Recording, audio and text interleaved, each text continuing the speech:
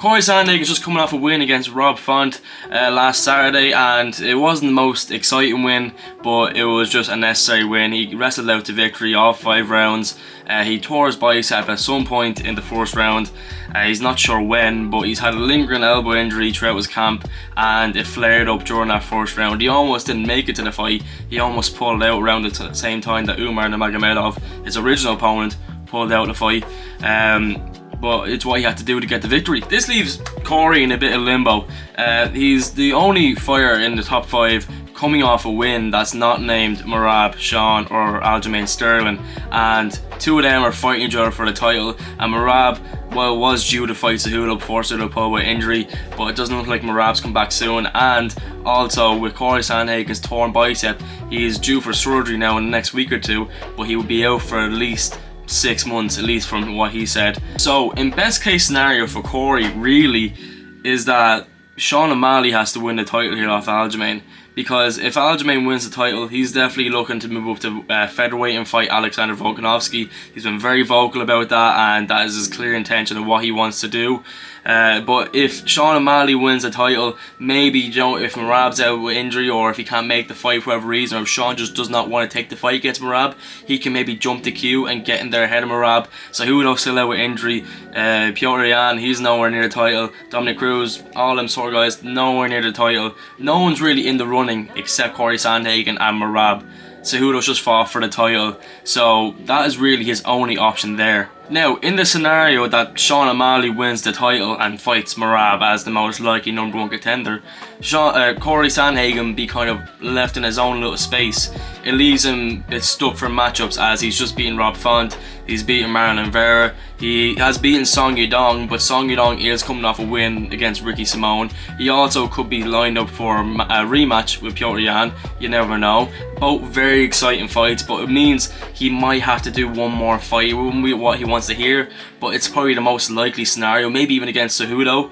It'll be very interesting to see how he comes up and matches up against these fighters with his new, more wrestling heavy style. I know he's only really introduced it properly in his Marlon Vera fight and in his Rob Font fight, but it'd be very interesting to see how he mixes that up, especially against someone like Petr Yan, where it was really back and forth, and kind of as the fight progressed against Petr, the fight really snowballed in Petr's favour because it completely stayed in the feet, and Petr just had the complete grappling advantage where Cory couldn't really touch him.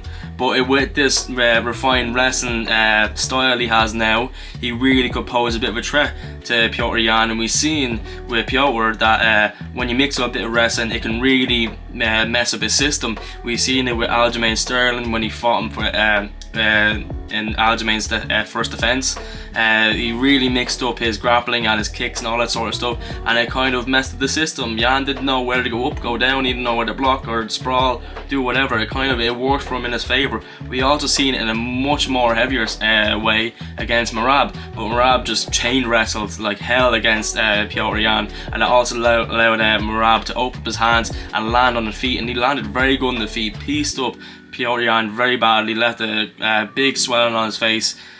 So if Cory can come back into that scenario and sort of have that sort of game plan going into it, it really could be a different fight, and very interesting fight. Also, I would love to see him rematch Song Yadong. That fight before the cut in round 4 was very competitive and was really going either way. It was maybe more so going to Cory's favour, but it could have definitely went Song Yadong's way. There's still, I think, another half left in the 4th round, and of course the whole 5th round, so it really could have went either way, and Song Yadong is an amazing prospect, and his only way is up, really. So I think they're the 2 most likely scenarios where if Sean O'Malley wins title or Aljamain wins title, that's where he kind of goes. There is also the possibility that he could fight Umar Nurmagomedov. He was obviously originally booked to fight Umar in this fight, but Umar had to pull out.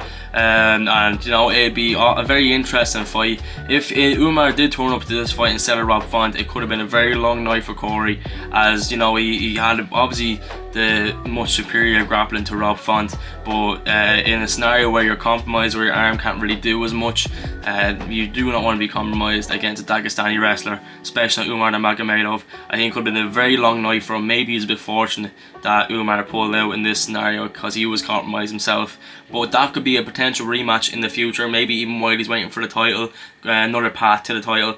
It seems a very difficult route for him regardless.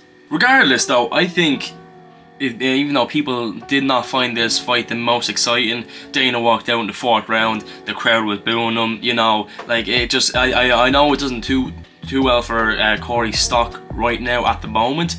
I think that overall in the future it really bolsters his actual ability to compete at the top level, because you don't want to be a one-trick pony. He always said he wanted to master his game around how GSP did it, because obviously GSP came from karate, but then he ended up being one of the best wrestlers to ever grace the octagon.